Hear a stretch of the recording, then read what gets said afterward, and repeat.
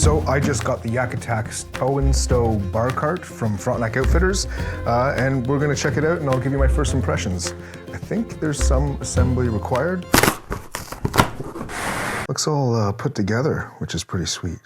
Nice, nice, look at that. You could scan that QR code right now and go and check out that YouTube playlist if you wanted to, after this video, of course. But yeah, look at that. They give you details on it and tell you more stuff so you can be smarter than I am before you open this.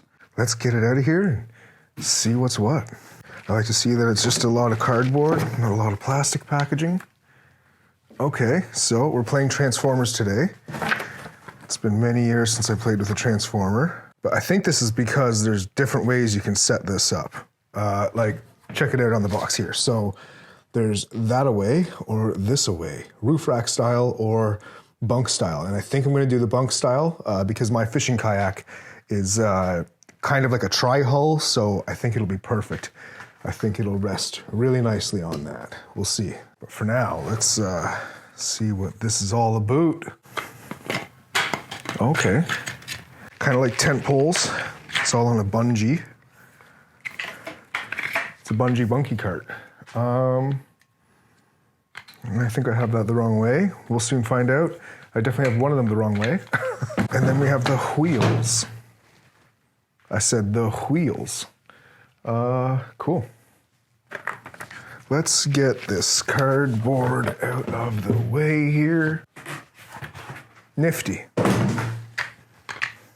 Did you ever play with Transformers? You know what it's like trying to figure out how they work and what they do and what moves where and what does what. Okay, well, it's supposed to look like that in the end, but in color. And it's supposed to do that. So let's try and figure this out. Okay, so we know that this one obviously comes apart here too. So how does that happen though? There we go. Okay, so that just kind of snaps out of there. So it seems. And that goes down like that to lock that on. And then this one goes on here. There you go, look at that. Took me no time to figure it out. It was a flash. Okay, I'm curious, how long will it take me to take this apart and put it back together so I can bring it on the fishing kayak if I ever want to do a portage trip? Because I'll have to bring the kayak down to the water, put this in the kayak to the portage, throw this back together, get the kayak on there, get through the portage, put it back in the back of the kayak again. So it's a lot of taking it apart and putting it back together. Let's see how long it takes me to do that. We'll put a timer on the screen. Let's figure that out now. So, that and this here, and that releases these things. These go inwards, and now you have just this small little piece here. I guess it's not that small, but I could put that in the front there, just like that. Strap that down, and then tuck the tires just right back here. Just like that. I wonder if they float. Now let's put my fishing kayak on here and then load up my fishing kayak and see what that is like. All right, there we go, sweet.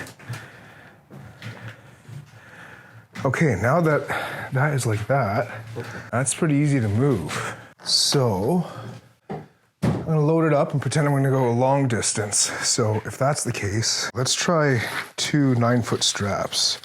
Yeah, so as you can see there, there's like a gap there, just wide enough for a strap here. So these are called cam straps, these kind of straps. These are really, really useful. Very simple to use too. You just feed it through there, pull it tight, and it stays tight, and then you just push that to release it. You can get those at Frontenac Outfitters. I actually use straps just like this to tie the boat to the roof of my car. They're pretty reliable. There, so it's all strapped up as if I was going a far distance, because I don't know if I would bother if I'm going a short distance. Chair on here.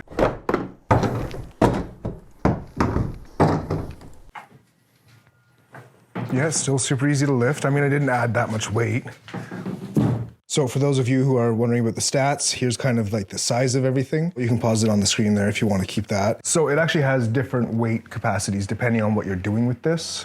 So it says for flat surfaces, 450 pounds. For the trail, 300 pounds. And if you expect a 5-inch drop, it's only rated for 200 pounds.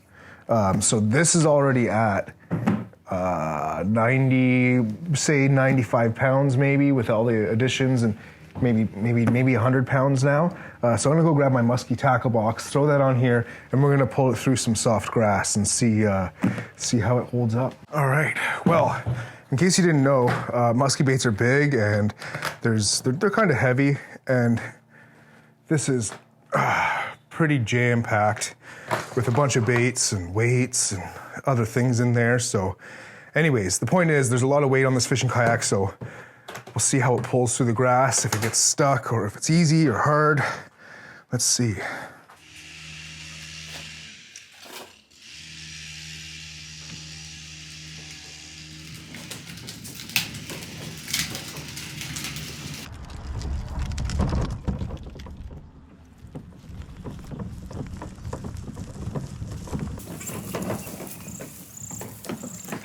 That's super sweet.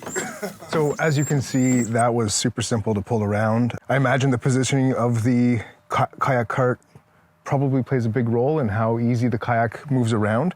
I've got it close to center, but just a little bit behind center. So it still wants to lean forward, but it's not very heavy on the front end. It's distributing the weight pretty well, I think, where I've got it. This is gonna make fishing a lot easier and open up more fishing spots for me. I'm super pumped to use this. It says that it's good for the trail, so maybe I'll take this on a portage trip. Maybe I'll go down some trails with this and hit some back lakes. If you're interested in that, Frontenac Outfitters carries this, so you can check it out. I'll have that linked below. And yeah, I hope this helps you make a decision on whether or not this cart's right for you. My first impressions are, it's perfect for me, I think. Maybe I'll let you know at the end of the season how much I like it. Anyways, we'll catch you later. Thanks for watching.